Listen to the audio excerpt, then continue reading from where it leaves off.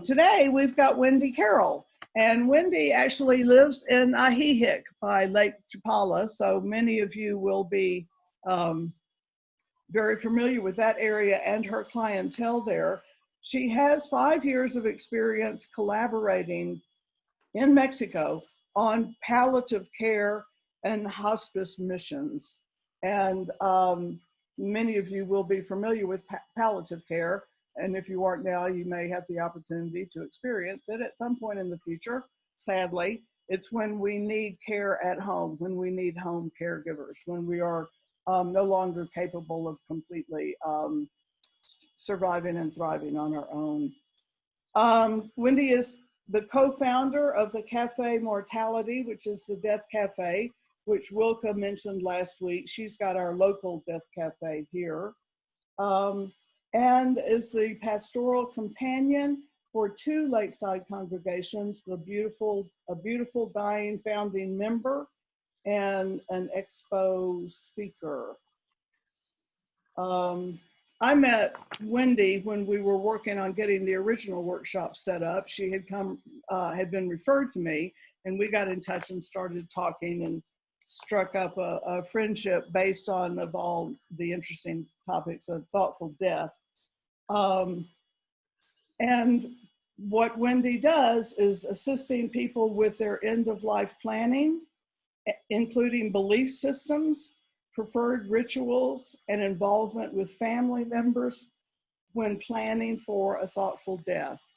So this is going to pick up on a number of the topics that Wilka touched on, and some of them we will get into a lot more depth based on the questions that Wendy and I that we received from the workshop last week.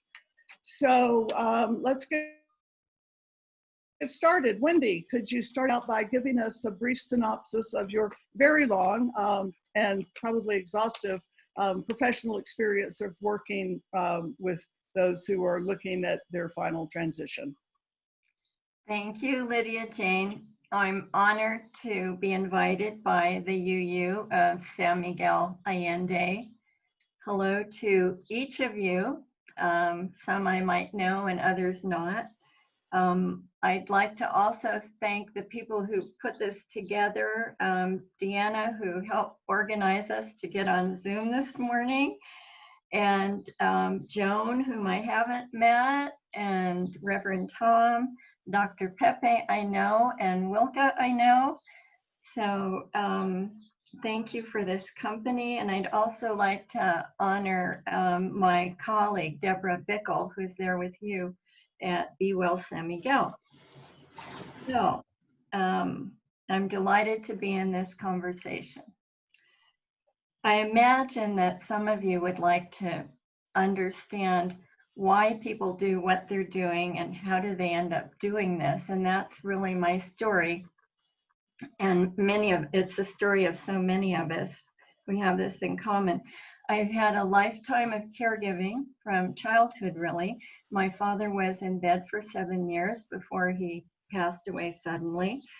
And there are family issues with health for years. And shortly after my father passed away, I lost my mother suddenly. And so this kind of informed me about something. It's intangible. But I ended up spending 20 years of my life in senior care as a senior care administrator. And my first job, which was very exciting because it was related to Mexico, was as a senior center director for the city of Coachella, the 6th poorest city in the US. And I had the most adorable, precious folks to take care of, mostly with healthcare issues, social service issues.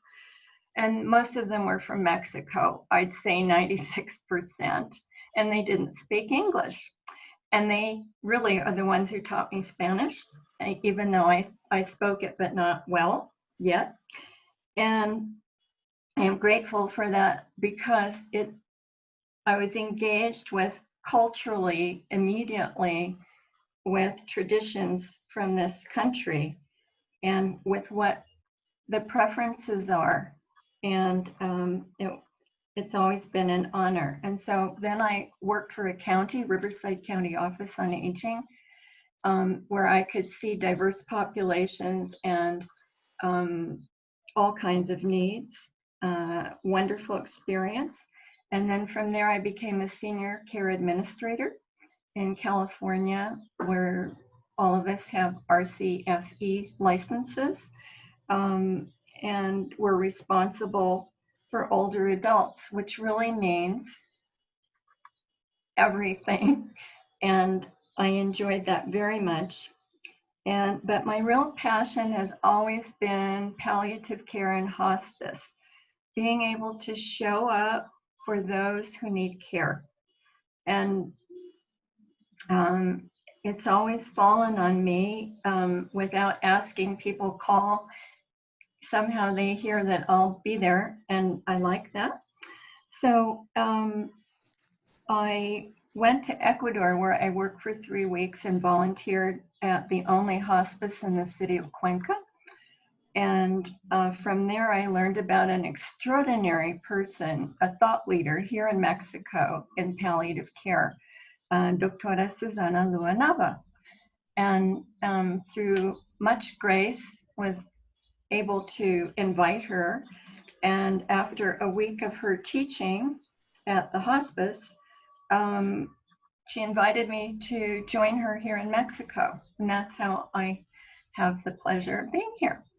So for the first 2.5 years, I lived on a hospice corridor. And it's really palliative. I should backtrack. Okay, palliative, the word comes from palliar in Latin, and palliative, and it means to hold, to care for, really. And it's been going on for centuries. Palliative care started with nuns in Spain and Italy and France, and then came to Mexico and most of Latin America and Canada and the US. And it's for anyone suffering from any kind of pain. It could be AIDS, it could be multiple sclerosis, it could be cancer pain. But eventually, when one comes toward the end of life, then it transfers over to hospice. Usually when there's a diagnosis that perhaps maybe there's 6 months or more or less for the person to decide how they'd like to live out that portion. So that was a great experience because I learned about politics of medicine, politics of opioids, politics of between physicians, very different from the culture I came from, and how to kind of navigate the system. And so after something that happened, I was beat up twice outside the hospital for who I am somehow. And so we decided that I would move to the lake and work from here to assist the mission. Now this mission is run by nuns, and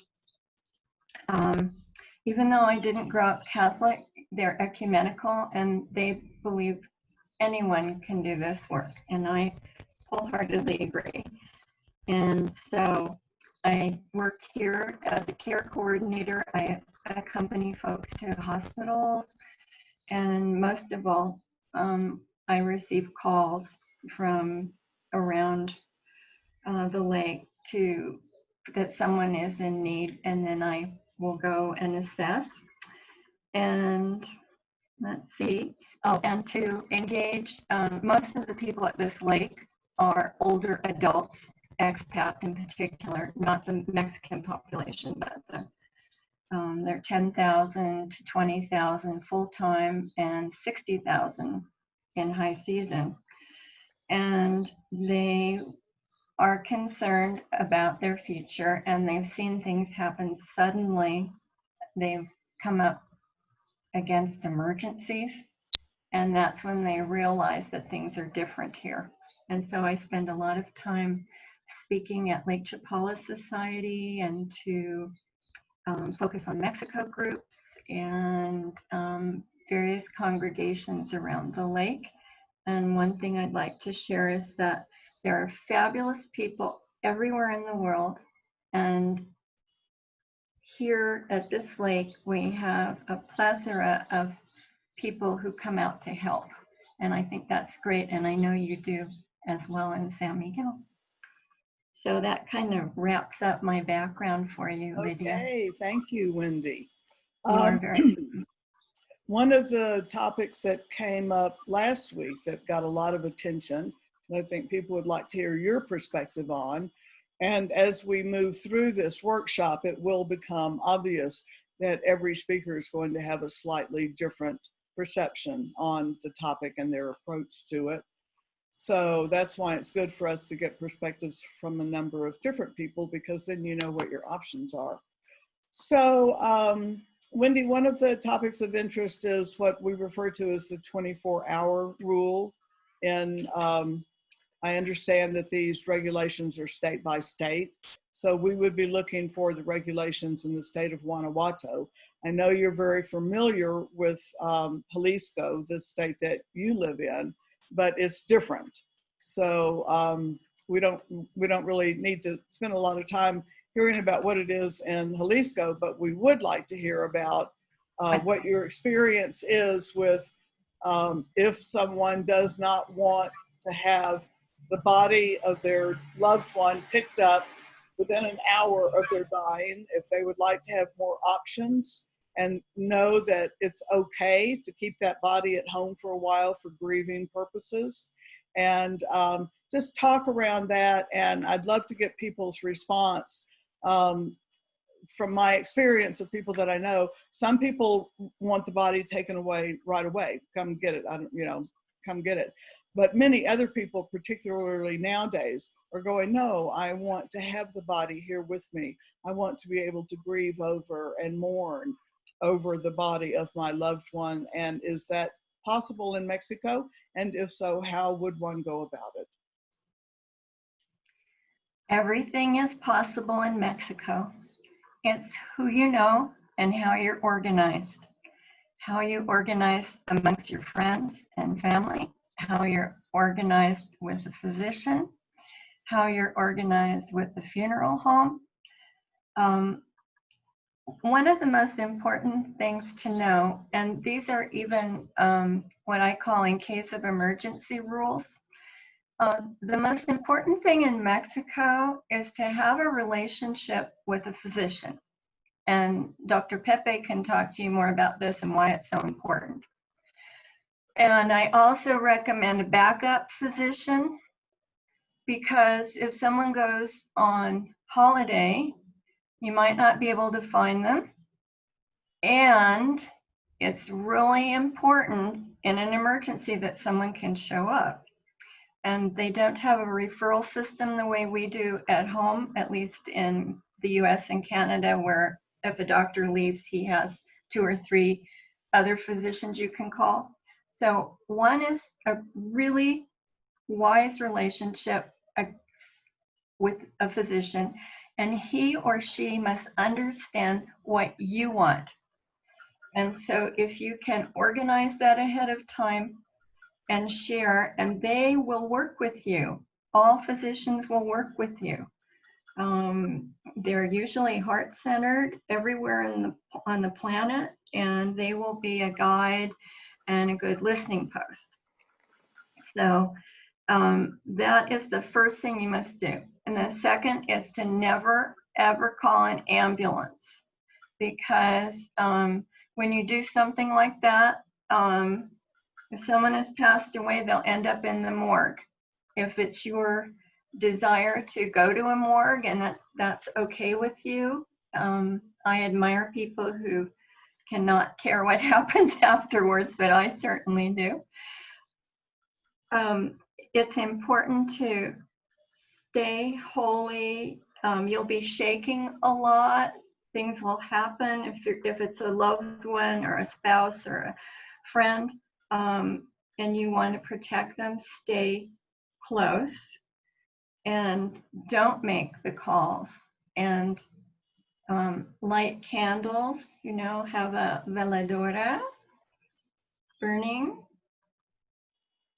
if you like, and create the most sacred space you can.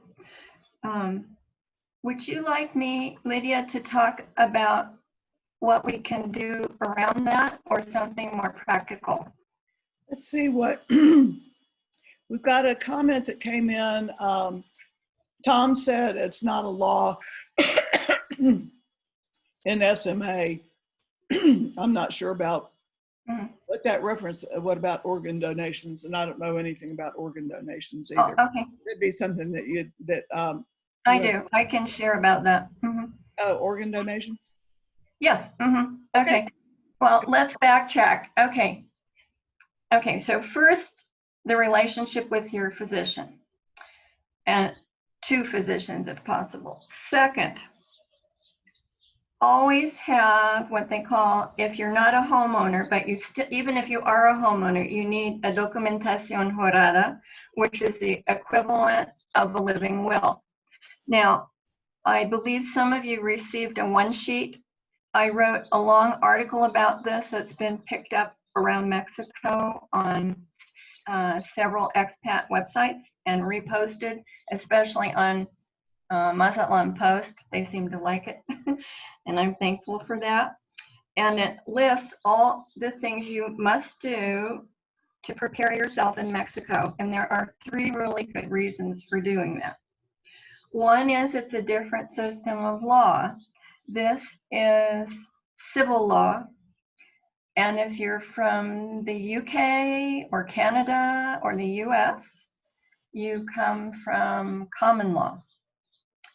And there's a difference, okay? 2, this is a Catholic country. Even if people are not practicing Catholics, there's a Catholic tradition about things you do and things you don't do that have been handed down for centuries. And the procedures are really complex, and it's another reason to have a really good relationship with a funeral home ahead of time. Even if you end up passing away at home in Mississippi, if you're living here part-time, it is really wise to have a documentación jurada. And what is on it? It's all of your wishes, and they're very important. And one of them is, do you want your organs donated or not? Now, if you drive in Mexico and you have a Mexican driver's license, you probably know that you, in order to apply, you put an X no donation or X yes for donations of organs. But usually I spend a lot of time, at least in Jalisco, talking to the people that handle organ donations. But if you're an older adult, it is unlikely that they will receive, there's a protocol, a very serious medical protocol in order to receive donations of organs. So, but it's also in your documentación jurada. Yes, I do, or no, I don't. And it's very clear. And I'm going in a stream of consciousness here for what comes up, because I want to show you how I travel around, because this relates to dying. Okay, or instant, even an emergency. I carry in my handbag, I have a copy of my documentación jurada. I have a card from my doctor. I have a card from the funeral home. And you do not need to prepay. You just need to write a letter of intention with the funeral home that if you die in Mexico, and then they will notarize for you that they will take care of you, and your family will organize to pay for that, or you hide some money somewhere.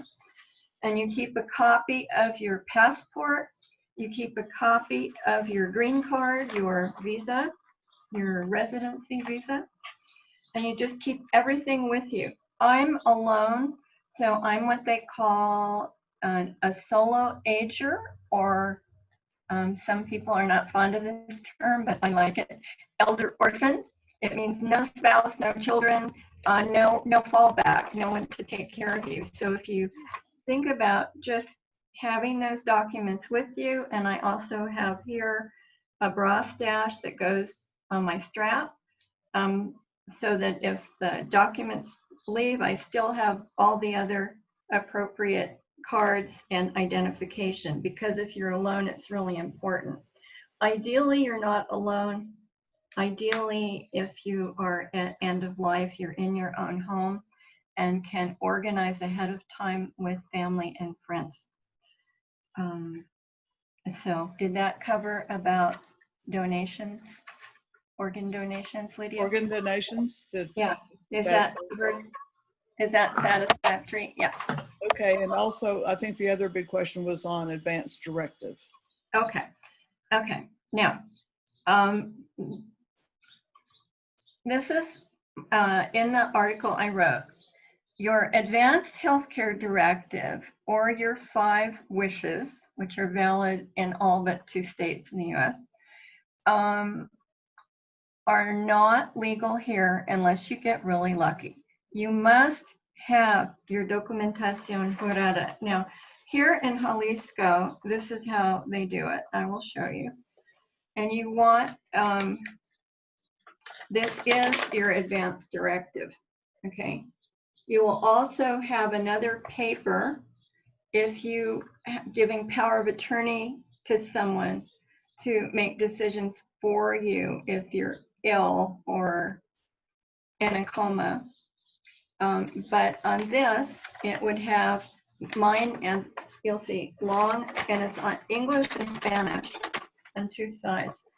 And this is how I've done it. This is my 3rd one. I update it every 2 years or so. And that's because people leave, or people that were going to be around aren't here anymore.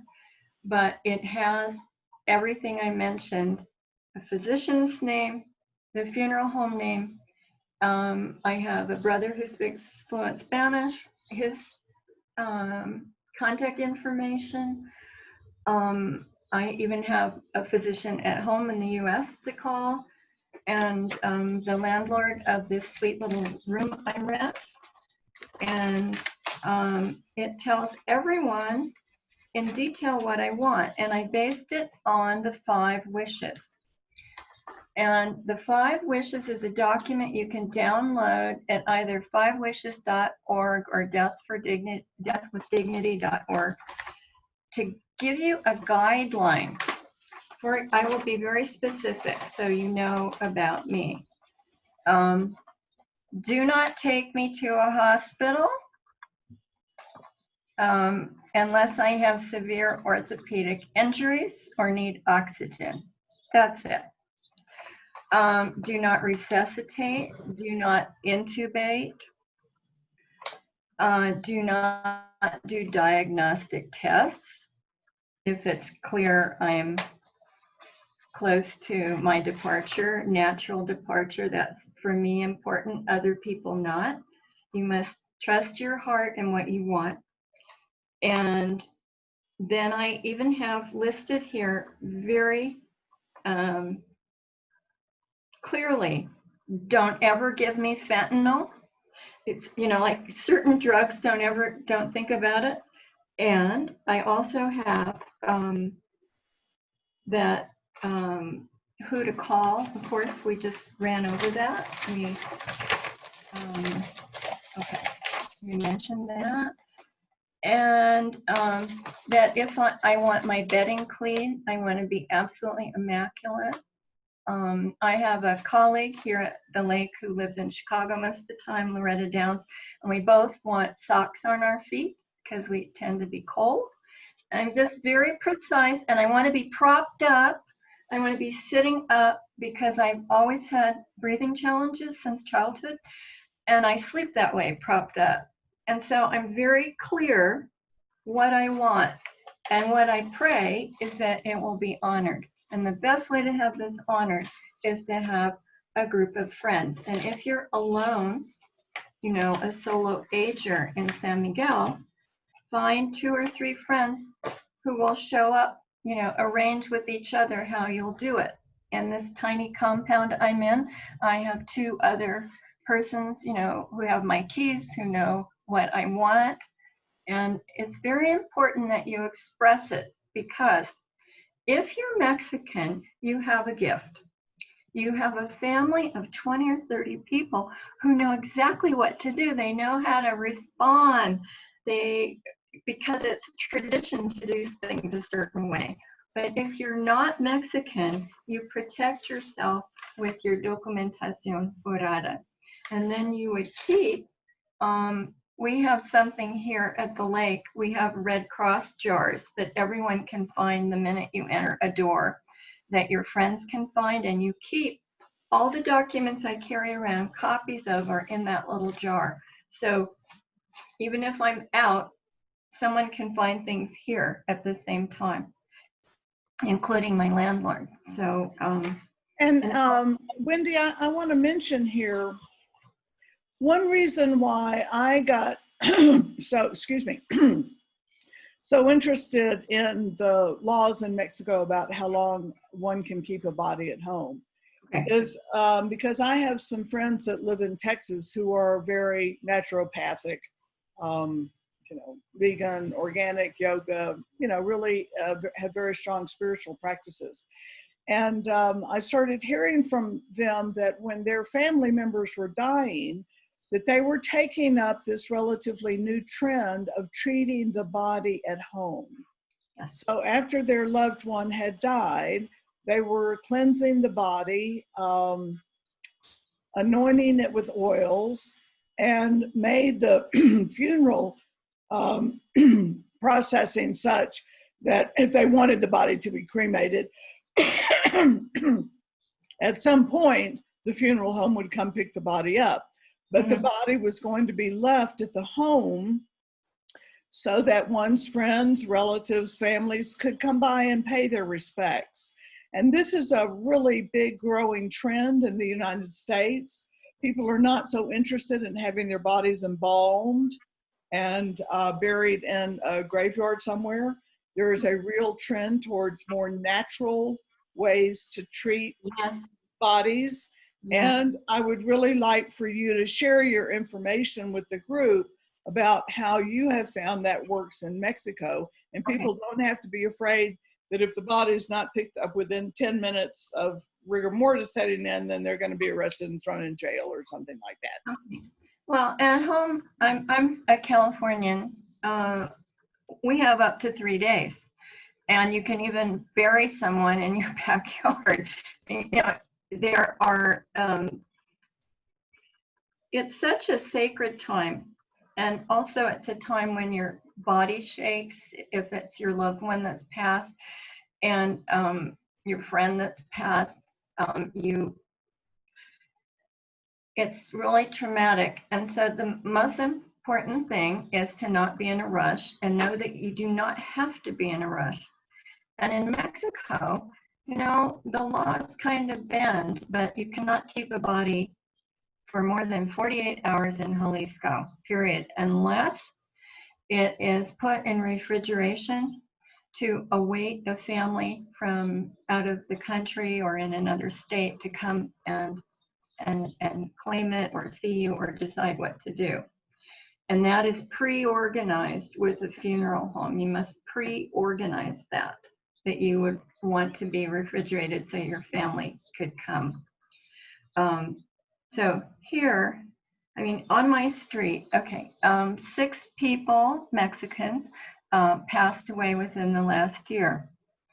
And in this village, you have 48 hours. And in the first few hours, the body is washed and then dressed. Hair is prepared. I have not seen anointing, although I personally anoint when I go out to meet a lot of expats, because I carry frankincense with me. I have basically a number of things I carry with me because I know 2 people want the same thing. And the most important thing If someone is passing away, ask them what they want. If you can ask that person and they're cogent, what do you want? How do you want to be prepared? How do you want to be taken care of?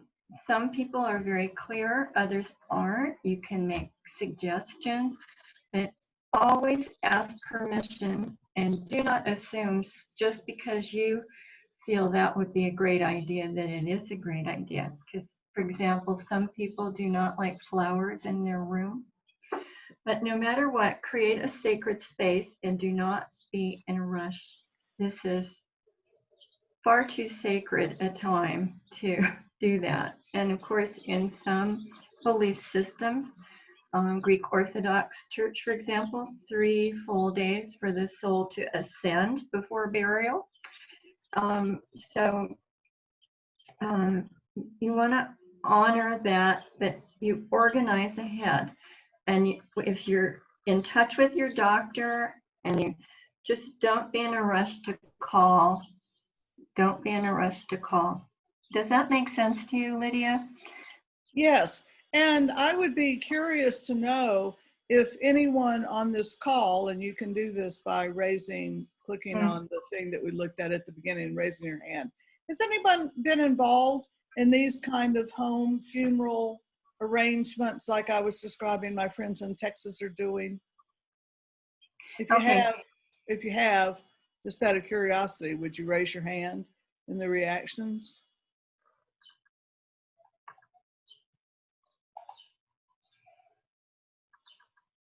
So not much. Okay. So that's interesting because I've heard about it from several people. So, okay, good. The other thing, Wendy, that was really interesting when you and I had our lengthy conversation was about Mexican funerals. And I think it would be very interesting to people to hear about. I mean, we see them following the hearse, walking down the main street in San Miguel, but it would be interesting to know a little bit more about their cultural, what they do when someone dies. What do Mexicans do when a member of their family dies?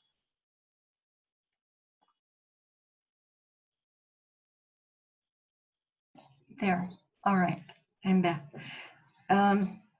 Okay, very quickly. On my street, as I mentioned, 6 people passed away. I was very fortunate to have been included. What they do here, it's a very small village. There are only 6,000 to 10,000 people. They cordon off the block that the person who has passed away lives on one end, and then they cordon it off on the other end. And within hours, sometimes less than an hour, a funeral home will come and set up chairs, tents, and prepare something to drink while the family is inside preparing the body. Then they bring a coffin, and then after the person has been prepared. Wendy, yeah. you said the family is preparing the body. What does that mean? It means bathing the body and dressing the body. Very often in a dress, or for a man, a suit. But for example, in the expat community, we just have white sheets, and underneath we're not clothed unless we've asked to be. In the Jewish community here, they actually sell beautiful linen shrouds for anyone in the community. And they have a cemetery right over the hill.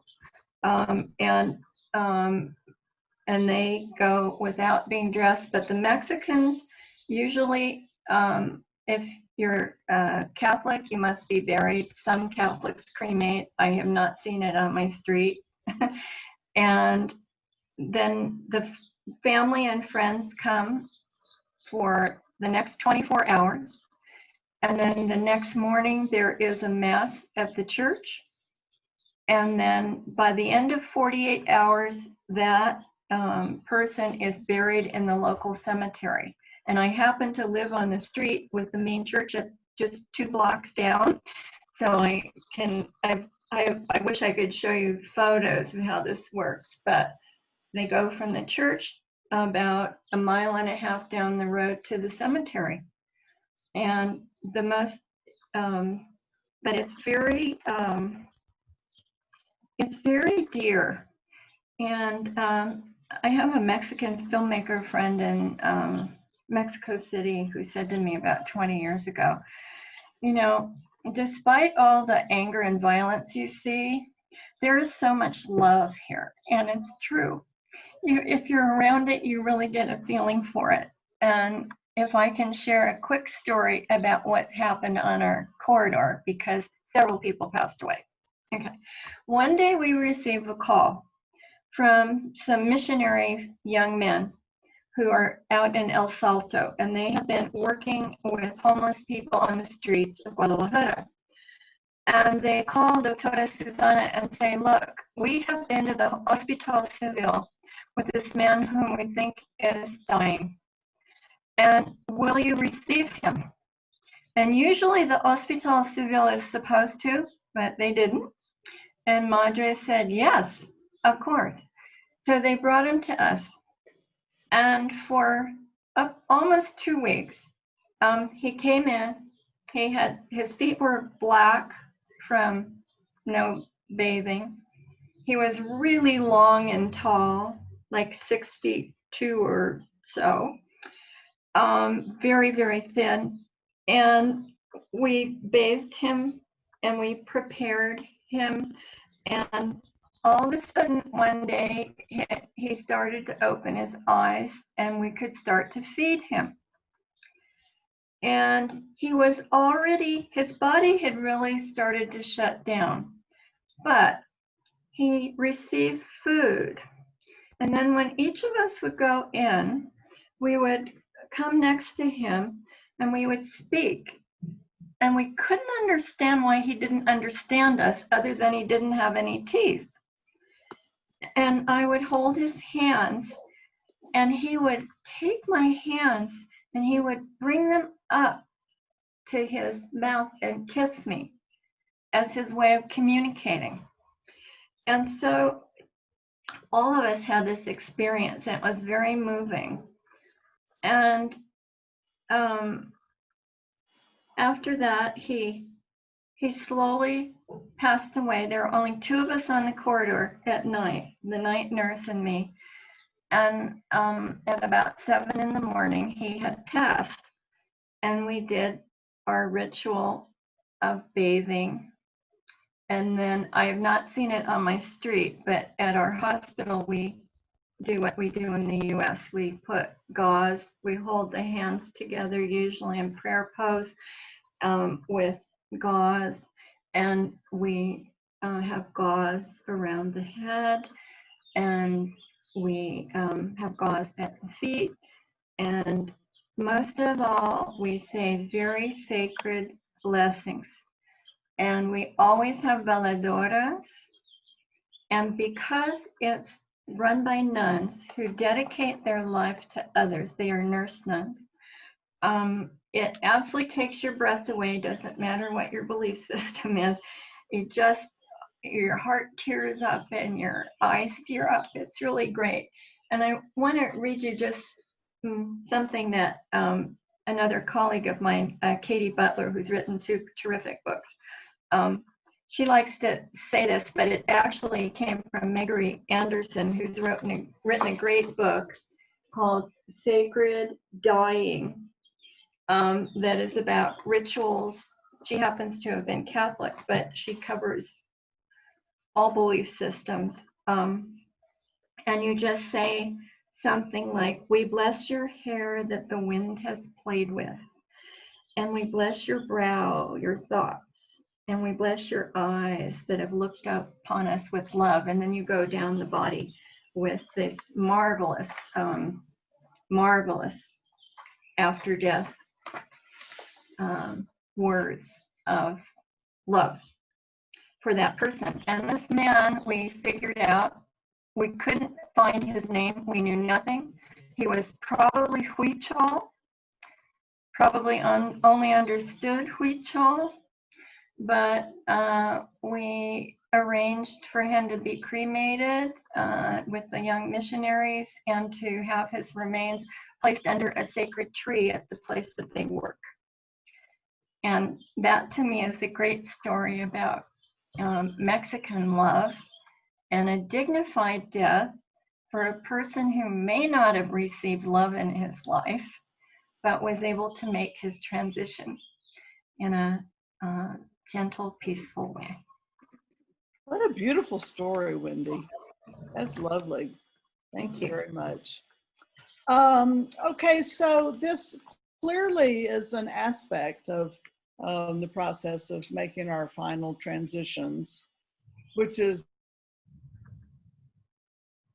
very close to, there's so much spirituality that is coming from what you're saying.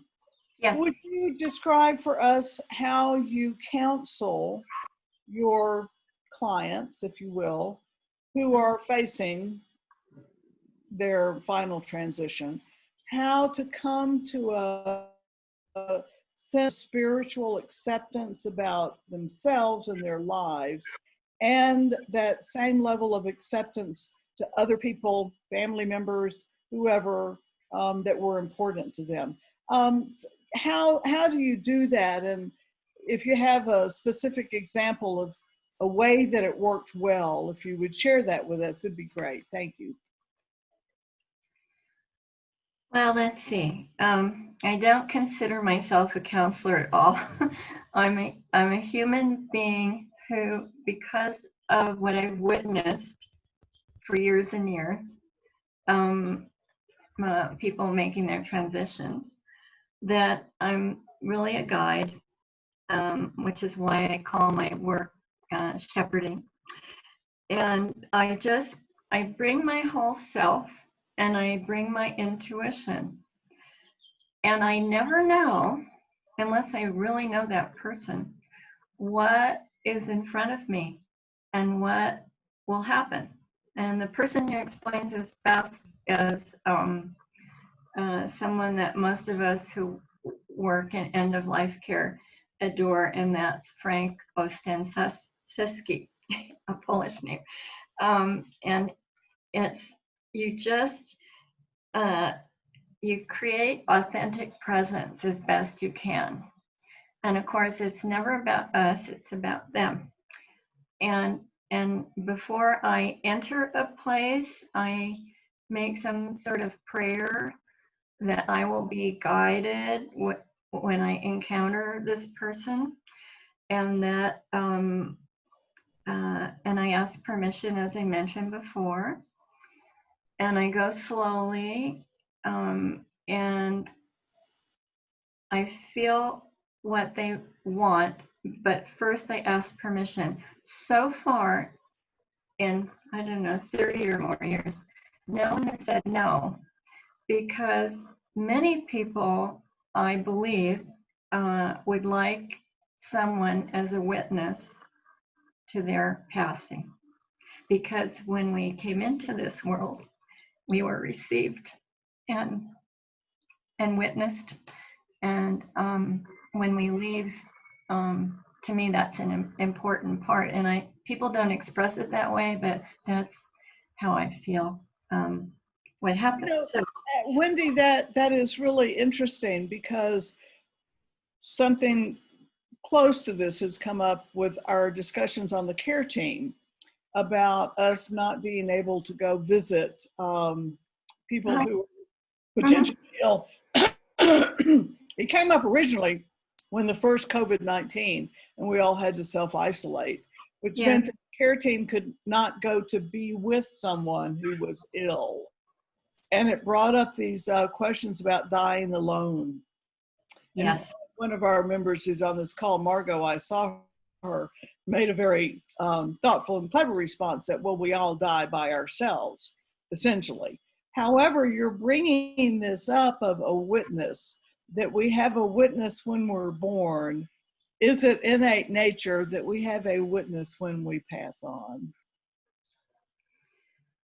Well, I feel that it is, but now I have been looking after two folks I love and adore who are slowly fading. And actually, a third one who passed away in April. And I was doing everything at a distance, but in one case, someone had a spouse there and a full-time caregiver, and the others have caregivers there who come from the community. So it's, to me, it's a soul thing of what that person is feeling and what they want. And there are also people, as you may know, that it probably has happened to a lot of people listening in, that some people will wait for who's ever there to leave the room before they actually die, because they really, there's something about it that it just happens. And then other times they pass away in your presence. And there is no one way, there is no, it's just kind of guiding by the moment and just being present. And I believe Reverend Tom was going to talk about that to your care team. You know, your gift is your presence, just being there and listening. But when you're far away, what we're doing, I'm doing phone calls. I call, voice, soft voice, gentle as can be, as long as they can hear you. And I believe, in my experience, the last thing to go is hearing. People hear everything, and so the words are important, and whatever rituals you've created, but to just create a space with that's has lots of the energy of light, if the person likes light, and the energy of comfort and pillows. And some people don't like incense, others do. There's no direct answer I have for you, Lydia, because it's really hard. And if you listen to a lot of MDs and nurses who've been the last one there, like in the COVID cases, it's heart-wrenching. It's absolutely but at least they were there, or they could pass a phone from one loved one calling, with the nurse holding the phone in her hand, and they could hear the voice of the loved one.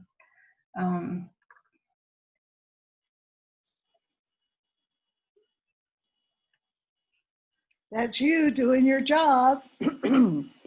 All righty, let's see. So would you give us a specific example of a client you worked with as he or she made her preparations, the advanced directive, including family discussions, how those directives were carried out, and what the feeling was like afterwards for those involved in the process? Now, one of the aspects of this, which comes up for me because I find it so very scary, you mentioned, Wendy, I think in the very beginning of the workshop, do not call an ambulance. Don't call an ambulance. I do not want to be kept alive. I do not want to be resuscitated. I don't want to be intubated. You know, that's my decision. And Yeah.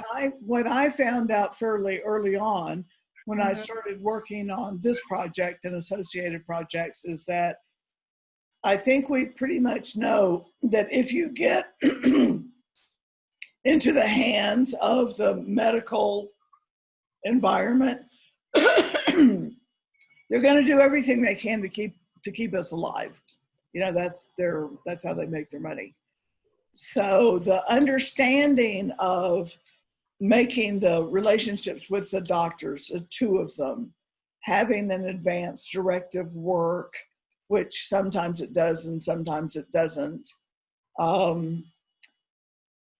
What have your experiences shown you of the very best that we can do to prepare, and what we still have to be ready to accept? Wilka made it very clear in her presentation. We can plan to the nth degree, but all of a sudden something like coronavirus could pop up and everything could be disrupted. But the best that we can do, what is the best that we can do to make sure that our wishes are followed as we face our own eventuality? Pray. And Wilka's right. There's so many things that can happen. And I'm one for slow medicine, you know, slow everything. I'm methodical to begin with. And especially at this time, slow is more healing than anything rapid, at least in my experience. And the best thing you can do is, if you're lucky, you have friends and neighbors who are going to advocate for you, and you need someone who can advocate in Spanish, because if your doctor can't be there, someone needs to advocate for you. And that's why I accompany people, you know, to hospitals for procedures, and just to not only make certain that insurance works, but that they're receiving what they wish for. And most of all, you need an advocate, and that's in the United States as well, not just here, because things can happen that you just don't expect, and then you're online to, you know, just be calm and pray that things will work out.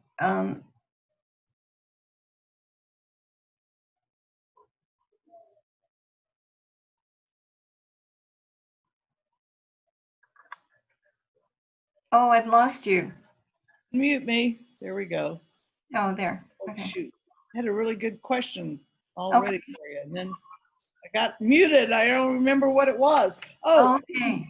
I know what it is. We're not getting very many questions from people, and we really want to have your questions. At some point, we may get good enough with Zoom that we can ask it, or raise your hand and give us your question. We might be that good now. I'm not sure. As a co-host, Diana, can I see if people have their hands raised or not? Otherwise, just type into the chat group. What should it say on the envelope we carry with us containing all the things you outlined in Spanish? I know mine says important information. Wendy, what do you suggest? Okay. I'm sorry, I was watching the screen, and it says that it's hard to hear me, Okay. and the speaker is not working. No. Okay. So the question is, what should we label the document that we carry in our person for the case of emergency? What should it be called? Okay. In the sheet that everyone received ahead of this gathering and conversation, I have a PDF that has links, and one of the links is to an article I wrote that's very detailed about how to prepare for end of life in Mexico and why you need to. And I am just looking. If you go to my website for September of 2018, it will be there. No, yes, that's correct. It's called Creating an End of Life Plan for Expats in Mexico and Why It's a Good Idea. It's very long and detailed, but I still believe in carrying this with you. If you're not cogent or you're in a coma, you have to pray, but usually people go through documents. But they don't have a system here, for example, a medical system like in California, where we have a PULST, or on the East Coast, a MOLST. and that means a physician's order for exactly what you want or don't want, and when you want it, and who to call. And those are registered electronically. For example, mine is in California. And here, there is not that system yet, at least here at the lake and in Jalisco. So everything that you can carry on you is the most important thing to have. You know, your just for identification and phone numbers and who to call. The key is to have somebody there. Now, also, I recommend, bless you, besides having this in your handbag, I don't have a car, I don't drive here, but I recommend, if you have a car, to put a copy in your glove compartment and a list of your contacts of who to call. So there's no question about what to do. But as Wilka mentioned, and as has been my experience, not only in Mexico, but in the US, sometimes physicians like to override, you know, they feel they need to save you. And if you've said, look, no intubation, no resuscitation, you've thought it out if you put it in a legal document. But the best thing of all is to have an advocate, if it's possible. And it is absolutely possible to have an advocate. There are, I'm so sorry. I've had a frog in my throat all morning, just won't get out. There are two physicians and one attorney that I will advocate for. The two physicians, one is Dr. Pepe Valencia. He is going to be our speaker next week. Right, I know Pepe. I've known him for 6 years. So, yeah, I'm just saying. And they're also here at San Miguel is Dr. Chris Hatlestad. He is a certified doctor who left his practice in Oregon and Washington because he likes to use naturopathic procedures, which are not accepted by the Western Medical Association. But I have made relationships with both of those doctors and made it quite clear to them that I do not want to be kept alive. I do not want, don't do that. And when it comes down to it, if the question is, take me out of the hospital and take me back home so I can die, that is what I want you to do for me. I have set up agreements with both of them that are in the hands of my attorney, Ana Andrade, so that hopefully we'll be able to work together as my own final transition begins to become apparent. That I have my attorney in place, I have two doctors in place, both of whom are totally well aware of what I want.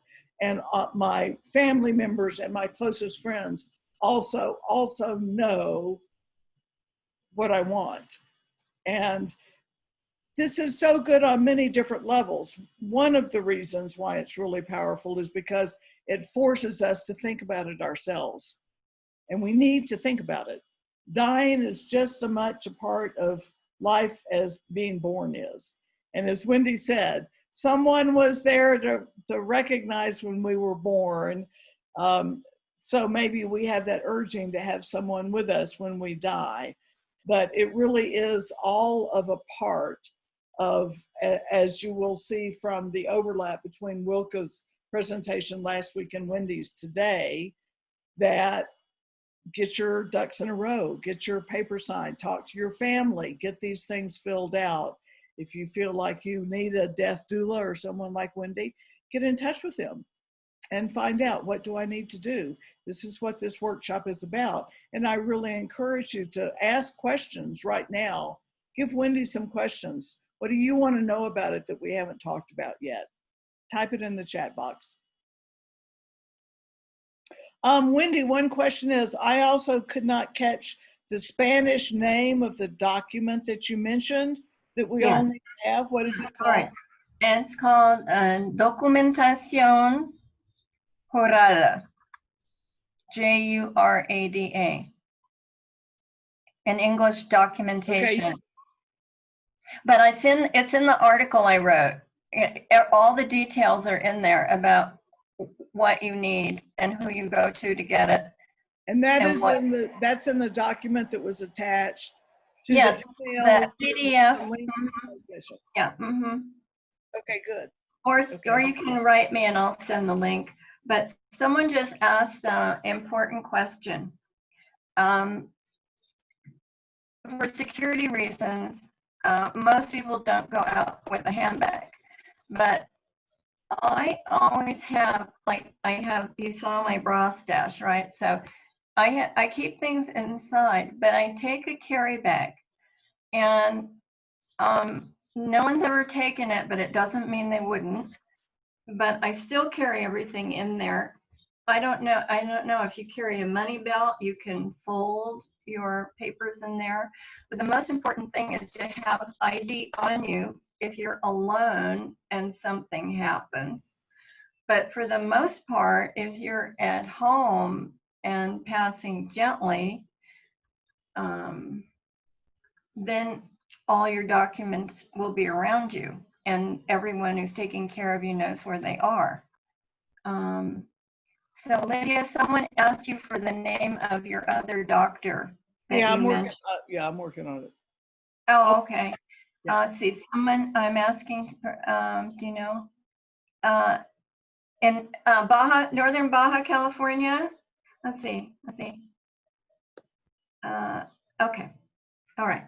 Let's see. If you're on this call, you were sent a PDF. If you RSVP'd, a PDF, a one sheet. I'll show you what it looks like here. Oh, you can't see it too well, but it has articles and books of possible interest, including an article from the UK about a study that patients who plan their passing end up living longer. Several articles to read and book recommendations, and then a short list of resources that you can find. The only resource I forgot to put here is End Well. If you go to End Well on the internet, on YouTube, you'll be able to listen for free to last year's speakers. And most of the speakers are authors of books about end of life and transitions.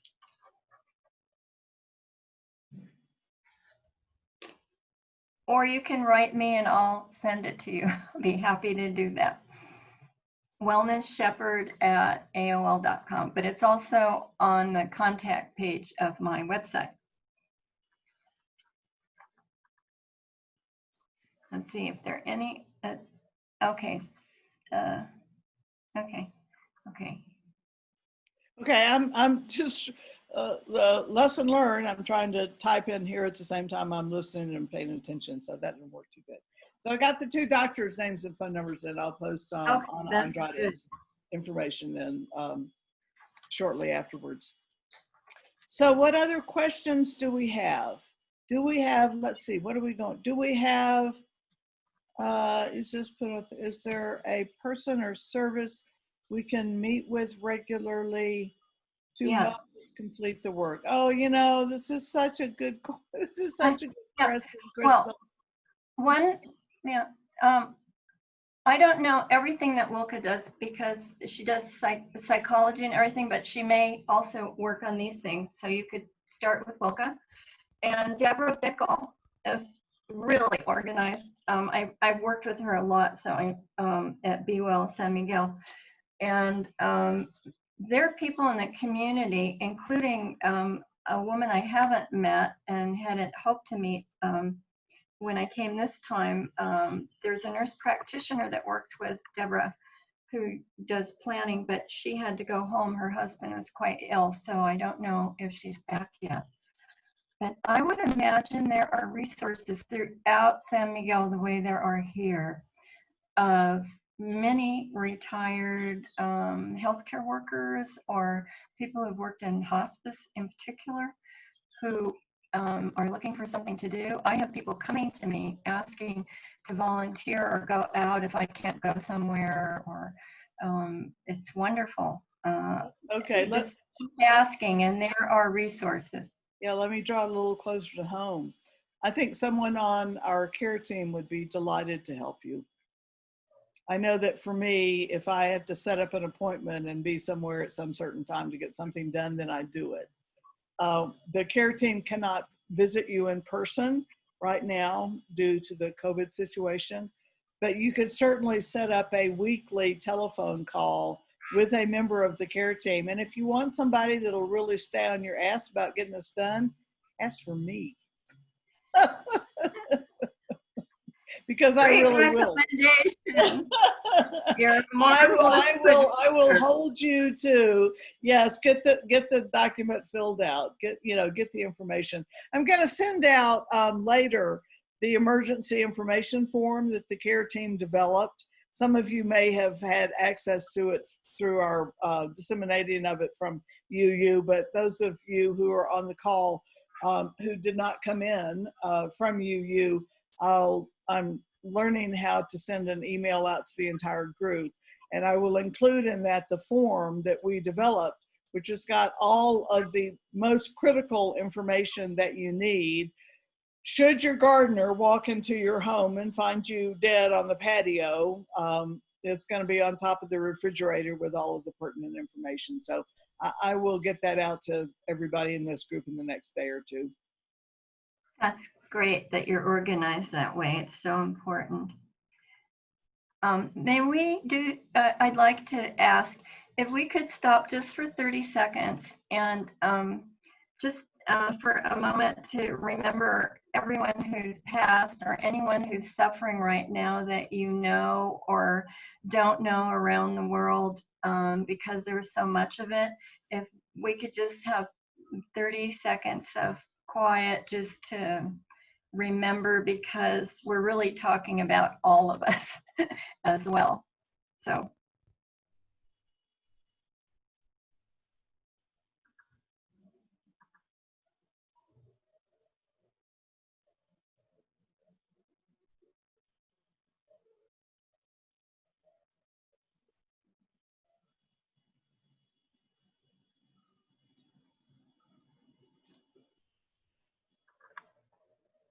Thank you.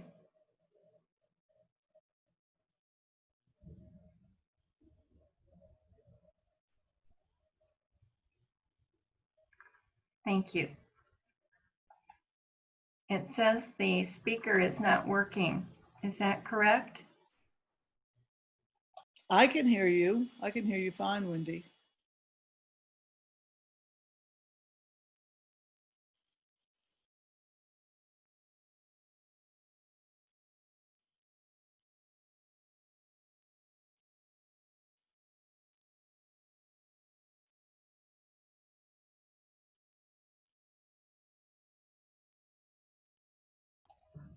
Thank you. Thank you, everyone. Just, I would like to reiterate a message that Lydia wishes to share and has shared earlier. That when you plan, it's a very beautiful gift, not only for yourself, to not have to think at the last minute, but most of all for anyone who loves you and cares about you. It's just so thoughtful. And I lost my mother suddenly. It wasn't planned, but I am so blessed. She was so noble and gracious, and I believe she actually knew that it might be her time, even though it was so early in life and she did not have illness, but something happened. But she had organized everything. She was a widow with 5 children, and I'm the oldest. And it was as sad as it was, and it still is sad. I carry that with me, that she cared so much that things would be taken care of for us. And I feel that it's a gift to yourself and to everyone else in your life, including your neighbors, especially if you're living alone here. Thank you, Wendy. That's lovely. You're welcome. Death is not something that very many of us probably ever look forward to unless we're in the throes of some debilitating disease. But it certainly is something that we should have on our minds and be thinking about and planning for so we can have a peaceful transition.